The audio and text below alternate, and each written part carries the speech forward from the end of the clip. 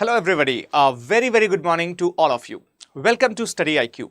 My name is Abhishek Singh and today I will be discussing with all of you a story that would have been true if the few battles would have been won by the Prince Darashikoh, who was named as a person who would be the next ruler, right? Who would be the next ruler of our country. In fact, if we talk about that who would be the next ruler, there was an altogether different tradition in the Mughal Empire, and we will be discussing that what were the consequences of these battles, how did these battles define the history of India, and what changes might have been there if Darashikoh would have become the emperor.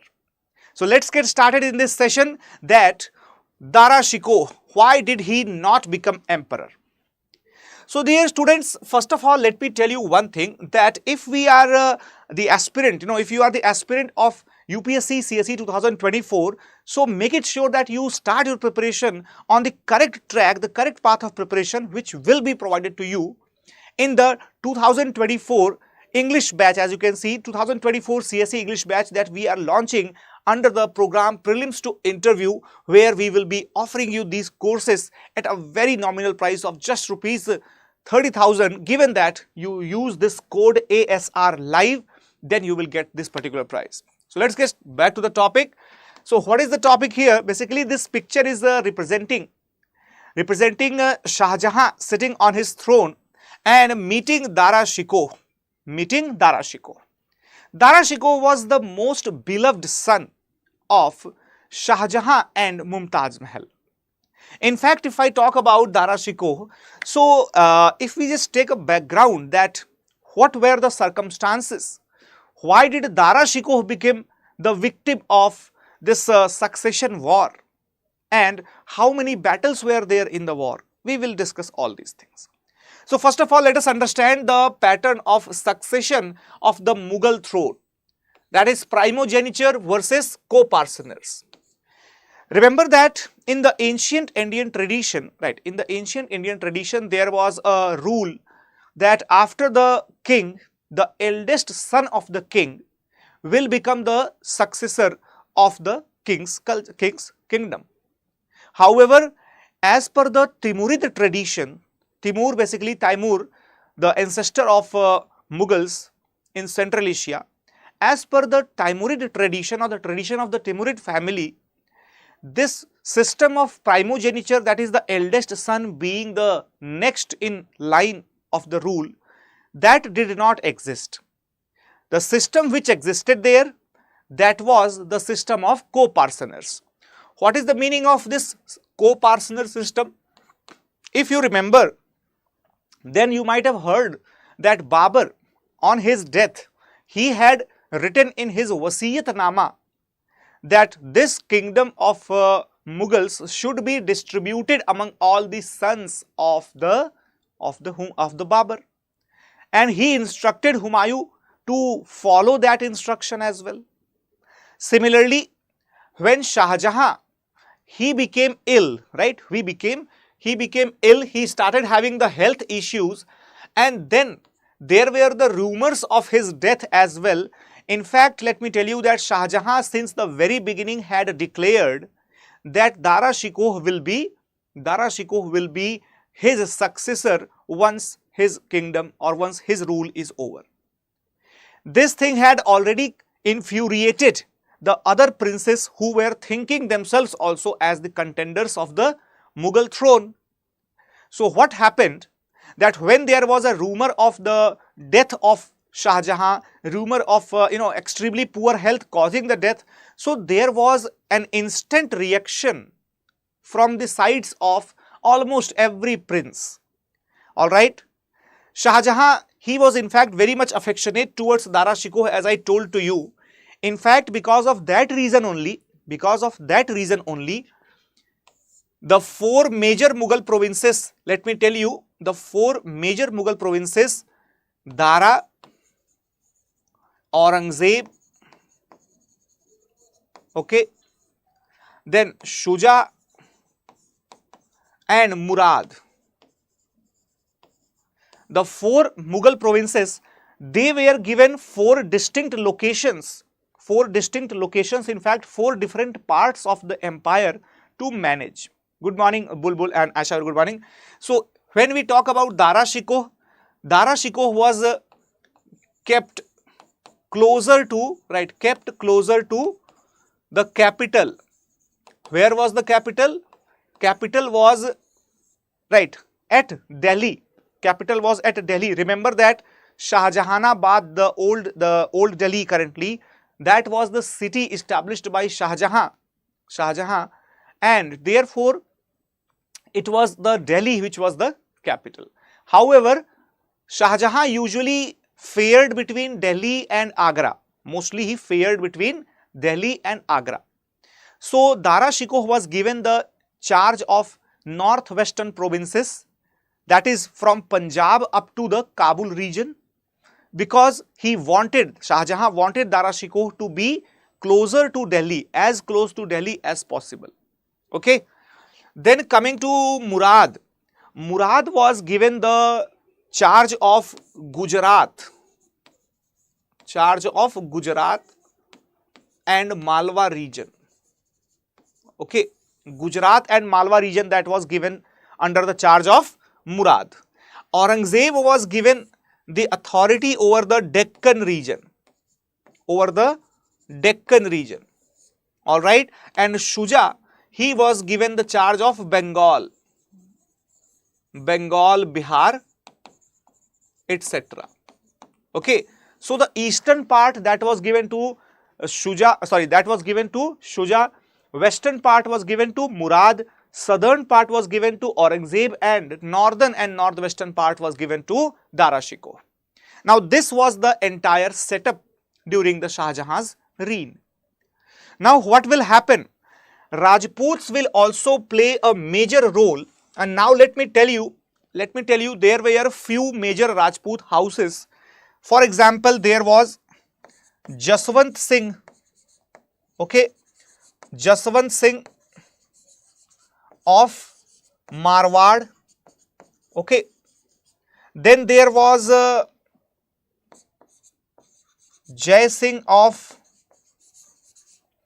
Amer. Then there was Raj Singh of Mewad.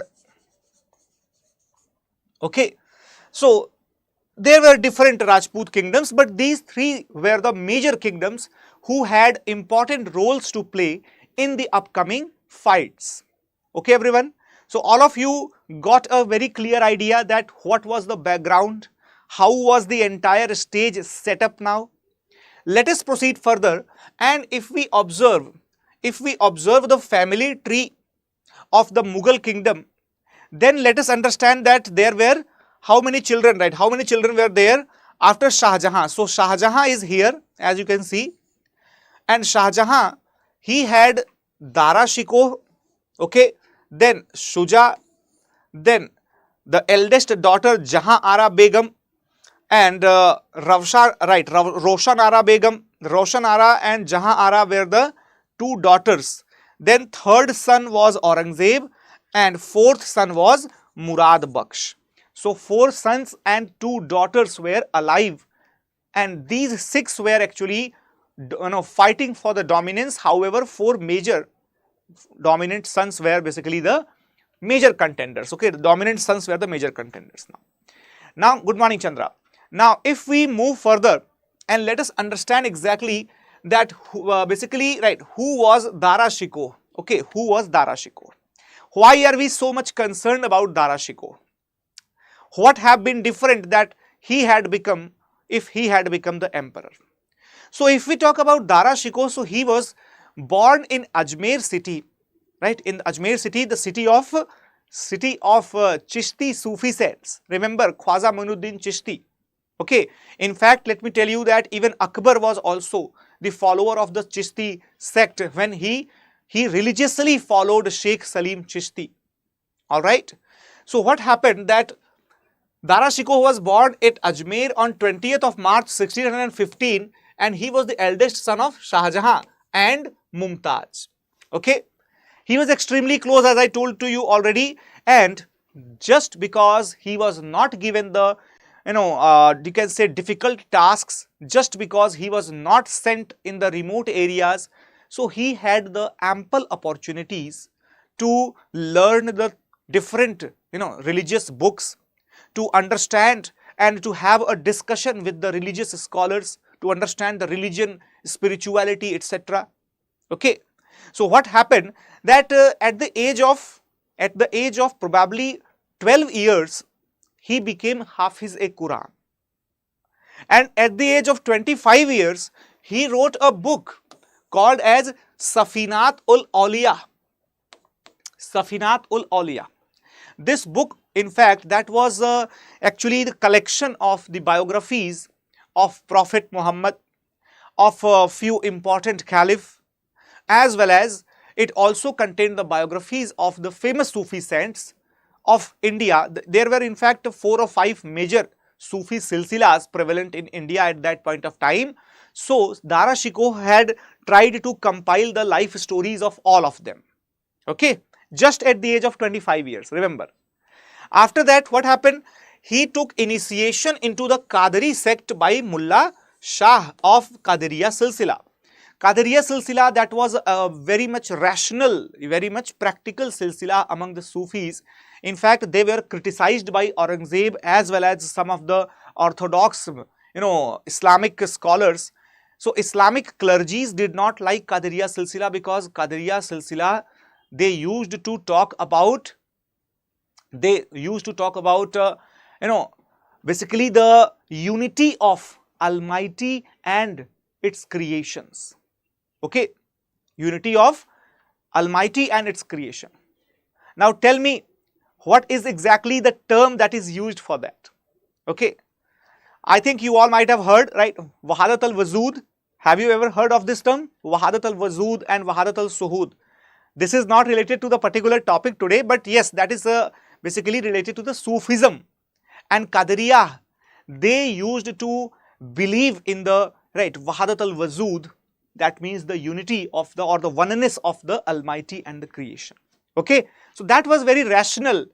In Islam, conventionally, the creator is regarded as somebody, right, something above and beyond the simple creation, right, creation that we are. However, he believed that Islamic knowledge should be integrated with the knowledge traditions of India, something very similar that Qadriya also believed into. Okay. So if we talk about the belief of Darashikoh, he believed that there should be another book, another superior book, that is called as al-Kitab. Al-Kitab, that is actually, according to Darashikoh, that is mentioned in Quran as well, and that book should be containing the supreme religious and spiritual knowledges, not just from Quran, but also from the Indic traditions. So he was working in that direction where he wanted to integrate the learnings of the great religions of India as well as the great Islamic religion. Okay, so that is, something very big. That's a very big project. His major works included Sakinat-ul-Awliya, Rasala-e-Haknuma, then Shatiyat, Hasnat Gul Arifin, then Iksir-e-Azam, Yoga Vasisht. UPSC had asked the question on this particular point. Yoga Vasisht, remember that. Okay, then Tarzuma-e-Iqbal-e-Wasili and Mukalima-e-Darashikoh. Now, what is this Mukalima-e-Darashikoh? Basically, Mukalima-e-Darashikoh, that was the book where he used to have a discussion, a deliberate discussion about the various religious notions. Something very, very similar to, remember that in the ancient time period we had Milind Panho. We had the Milind Panho. Similarly, here we have the Mukalima-e-Darashikoh. Okay, here Darashikoh talks with the Qadiriya Sufi saints and discusses about the different questions related to the life, religion, spirituality and understanding of these things. Okay, so we can say that all these works of Darashikoh, they were actually putting him in a different league in such a time period of the Mughal princes, when they used to fight due to the ambitious characters. He was having a different fight altogether due to his knowledgeable character. He was trying to make a miscible culture, a miscible, you can say synthesized culture of the Indic religions as well as Islam. So that would have been more sustainable if that was implemented. His most famous creations were, however, Majma al-Bahrain and Sir-e-Akbar. What is this Majma al-Bahrain? Majma al-Bahrain was a comprehensive work in which the Hinduism and Islam, if we say Hinduism, in that time period, Hinduism included the concepts of Buddhism as well as Jainism. So Hinduism, that means the Indic religions, and Islam, they were comprehensively collaborated with each other, and they were compared with each other on 67 different points, and Darashikoh found them to be similar points. Okay, so that's a book like none other. Apart from that, if we talk about Sir-e-Akbar, Sir-e-Akbar was basically the translated compilation of the more than 50 Upanishads that Darashikoh had gone through. So translation or translated compilation of the Upanishads, that's basically Sir-e-Akbar. Now this question was also asked in UPSC prelims examination. Okay, UPSC prelims examination. Alright everyone.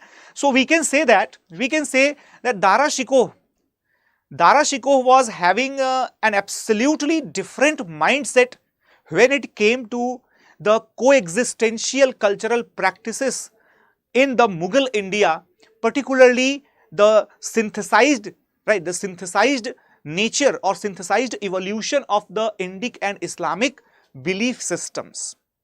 Okay everyone, so if we move further and let us understand about the beginning of the wars. So what happened in the 1657? In the 1657, there were the rumors of the death of Shahjahan. There were the rumors of the serious illness, and in fact Shahjahan was definitely ill, but not that much ill that he would have been died. So it still remains a mystery that why was there a rumor of death of Shahjahan. As soon as this rumor reached to the different zones where the Mughal princes lived, they immediately decided to revolt against the central authority. Why? Because Shahjahan had clearly indicated his desire to make Darashikoh the next emperor of India. Got it? So first of all, let us understand the positions of the Mughal princes. So this area was controlled by Shuja. Okay, Shah Shuja. This area was controlled by Murad Baksh. Okay. Now this area was controlled by Aurangzeb. Okay, Aurangzeb. And this entire region, that was controlled by Darashiko.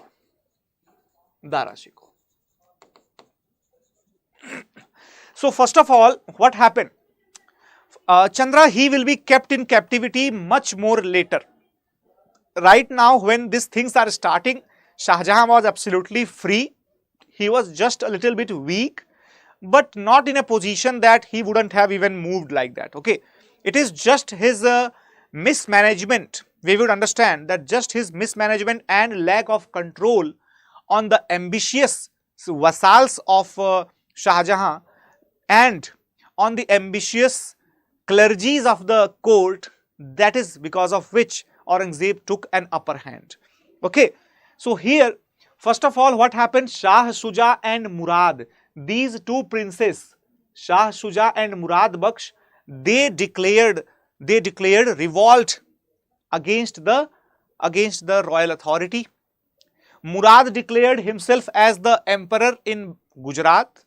Shuja declared himself as the emperor in Bengal. Aurangzeb, the clever fellow, he remained silent. He remained silent. Okay.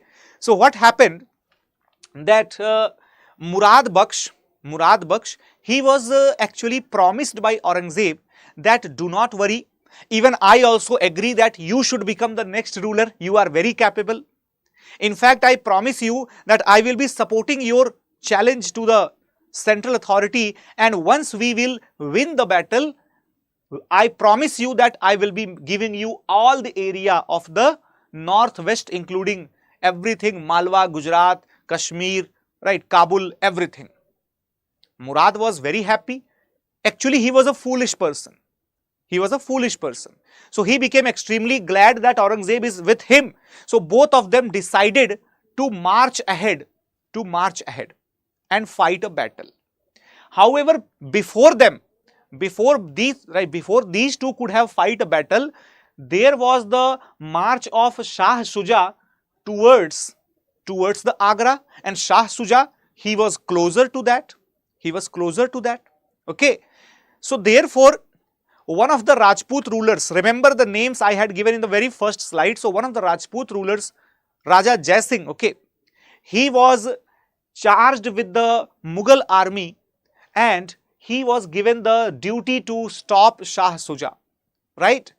So near Varanasi, there was a battle called Battle of Bahadurpur, okay, Battle of Bahadurpur, and in this battle, Shah Shuja was badly defeated.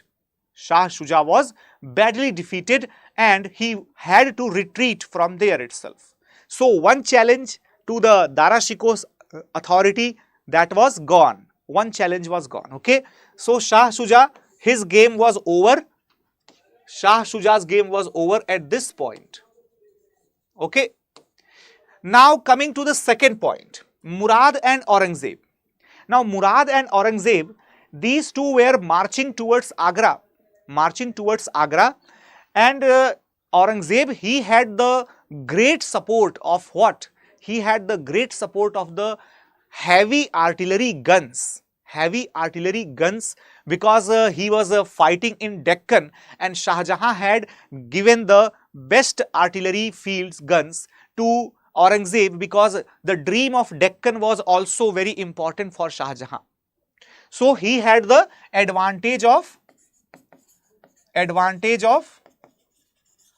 heavy artillery.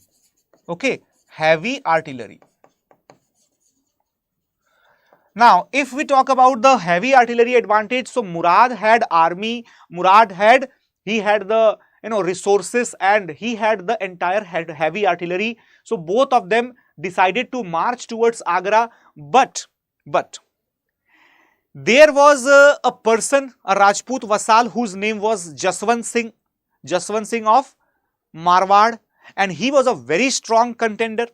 So what happened? Jaswant Singh, who was the most trusted commander of Darashiko, particularly of Shahjahan, So here, near the Malwa region, there is a place called as Dharmat, at the banks of Narmada river. There is a place called Dharmat. So near Dharmat, both the armies were, on the one side Jaswant Singh was there, on the other side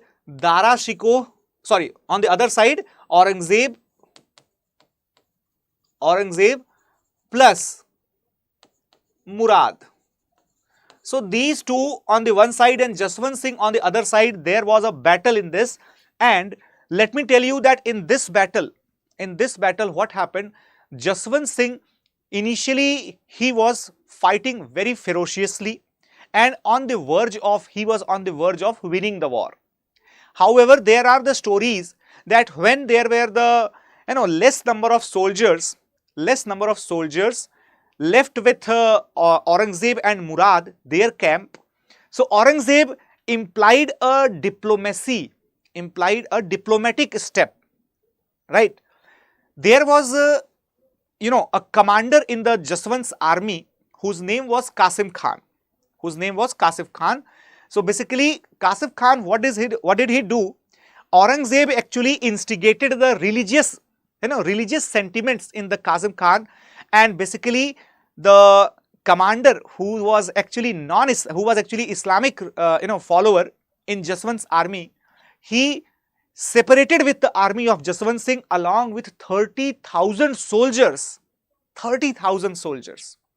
So in the very next day of the battle, what happened?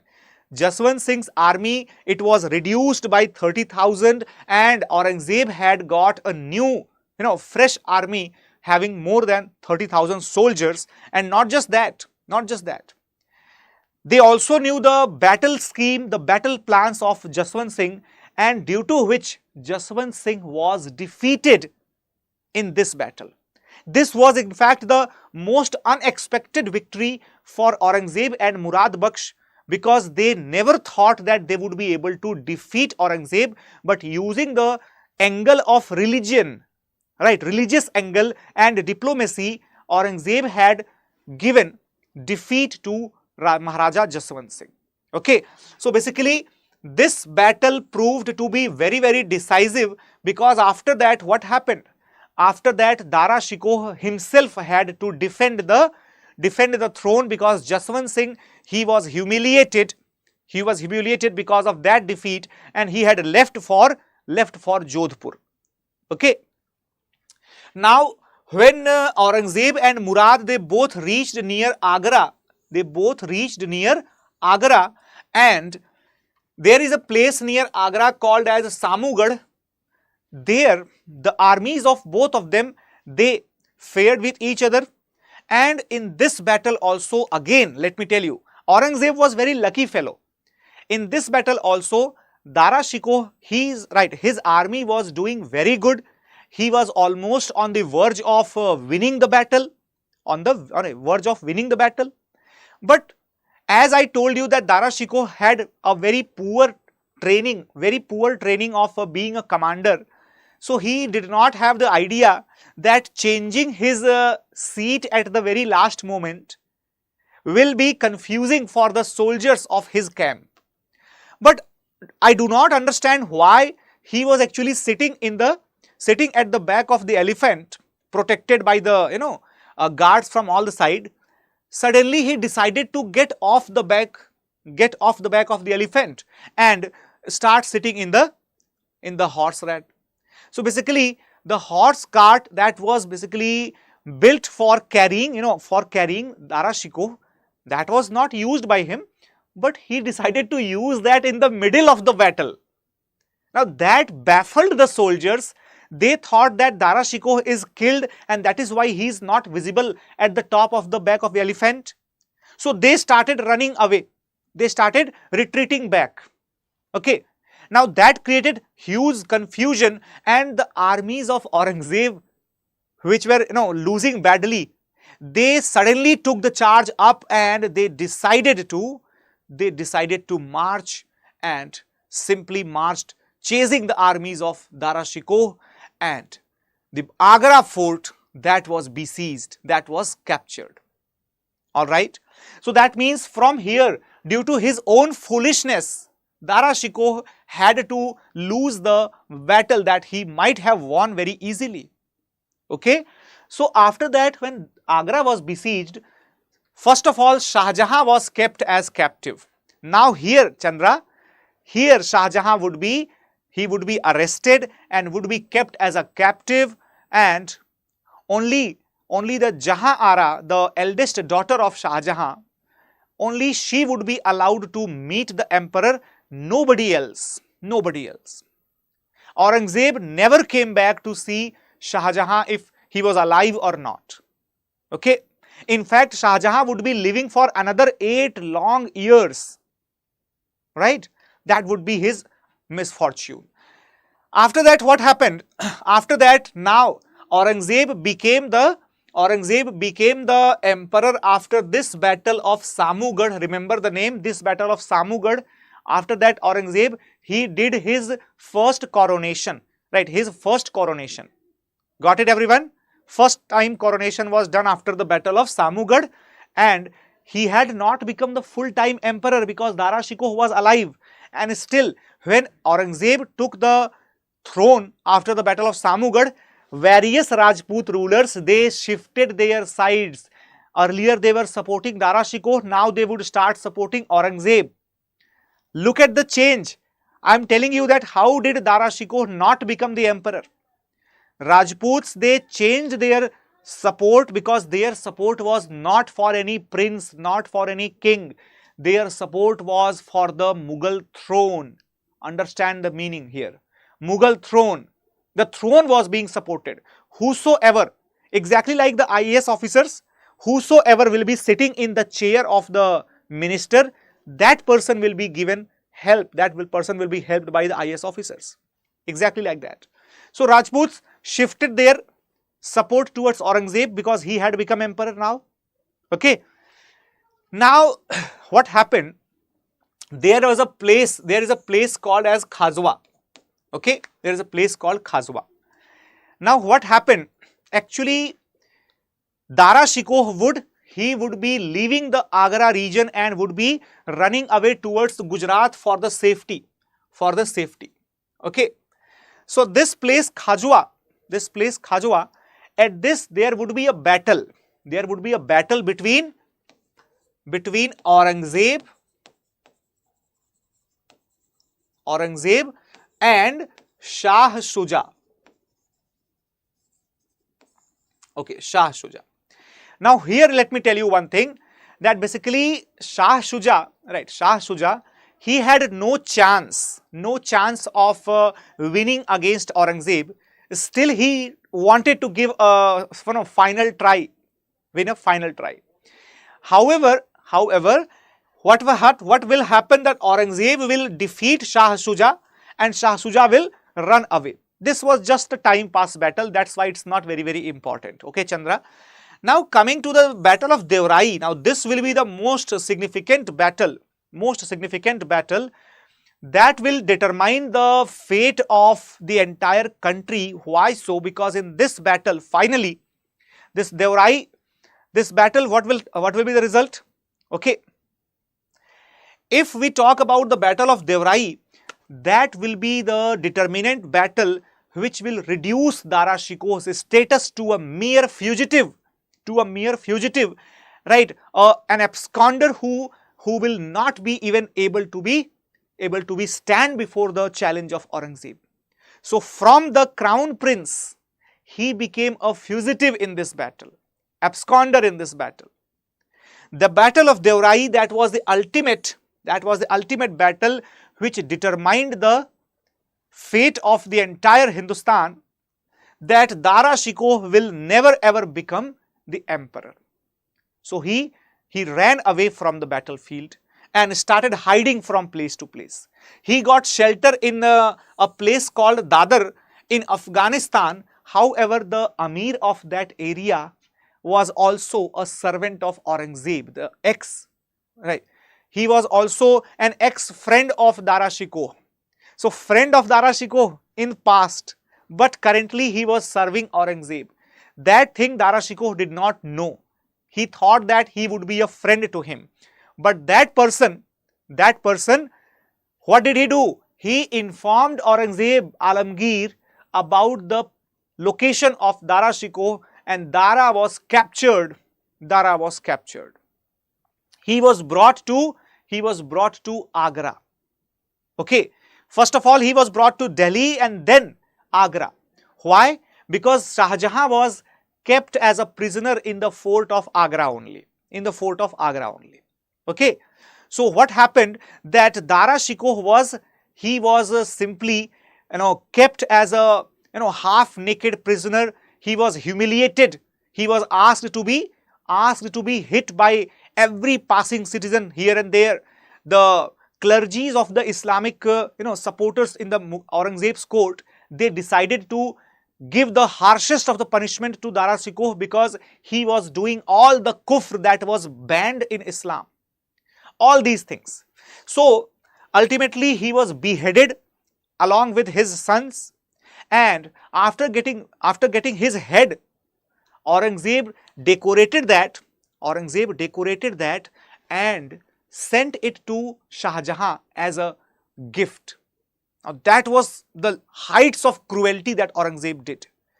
He asked the old father to open that gift pack once he was on his dinner table, and when he saw that head of Darashikoh, he was completely devastated.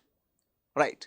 So that is how he decided to torture his father, and that is how India lose the chance, lose the opportunity to get a very tolerant and very, you can say, a humble ruler. Rather, India got a person who was fundamentalist, who was orthodox, and who was a very much religiously blind person. Okay, so causes of the Aurangzeb's success. Okay, I think this is repeated. So causes of the Aurangzeb's success. Why did he become successful? So if we talk about the personal qualities of Aurangzeb, definitely the personal qualities of Aurangzeb were very much responsible, because Aurangzeb, he was a very you can say sane person. He was a very saneful person. He always had that calm and composed minds. He never did any type of hasten, right? He did not hasten at any point of time. Always took very calm and very well thought decisions. That was his calm mindedness, calm demeanor and calm mindedness. That was the reason behind his success. He was also having the great diplomatic qualities, because at the right time he took right decisions with right intentions. He did not hesitate. He did not hesitate in taking any sort of immoral decisions also. Even how much, does not matter that how much immoral it was always the result that mattered for Aurangzeb. Like supporting Murad and then killing Murad Baksh.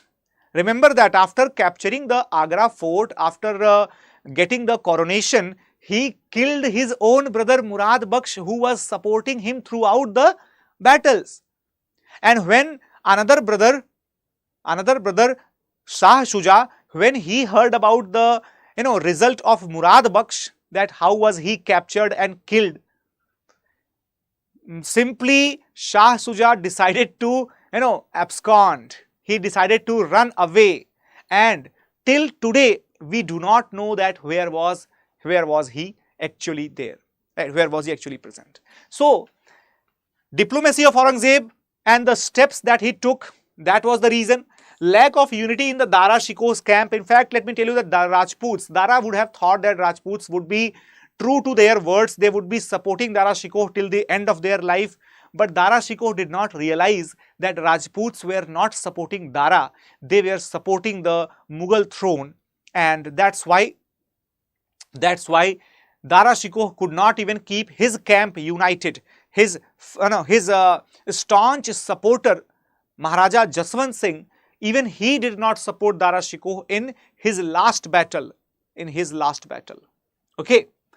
Superior artillery of Aurangzeb, as I told you that he was placed in the Deccan, and Deccan was conventionally the area where the artilleries were very well equipped, because the Deccan was a place where the explosives were imported very easily due to the presence of the European powers and Arabic merchants. That's why Aurangzeb had an advantage in the huge stock of the superior artilleries.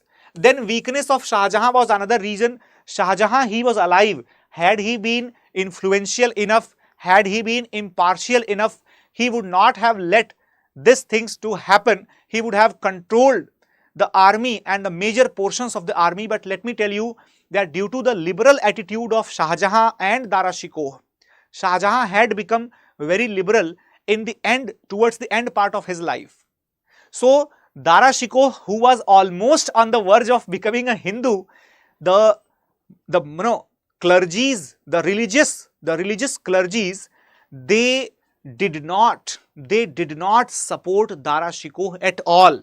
They never wanted that Darashikoh should become the emperor, and therefore the Islamic clergies, they wholeheartedly supported Aurangzeb, and also invoked the other commanders in the name of Islam to support the cause of Aurangzeb against Shahjahan against Darashikoh. Aurangzeb had made it very clear that he would be establishing Dar-ul-Islam once he becomes the ruler. So that's why he was getting ample support from the religious fundamentalists. Now the consequences of the battle, definitely let me tell you that the consequences are very clear, that the rise of orthodoxy was extremely visible because of the enthronement of Aurangzeb Alamgir hai na, Padshah Ghazi. So basically Aurangzeb he increased the fundamentalism in the day-to-day practices. He abolished the various religious practices which were considered un-Islamic. For example, the Jharokha system started by Aurangzeb, or Tuladan, that was started by Akbar. Tuladan, that was a practice in the Mughal court, right? Similarly, he also stopped celebrating the festival of Nowruz, citing it as un-Islamic. He also banned the painting, the music, okay, the loud laughter in the court. All these things were banned in the Mughal court. Got it? At the same time, he also awarded the Waqf Zagirs or the Waqf lands to the various religious clergies. Okay.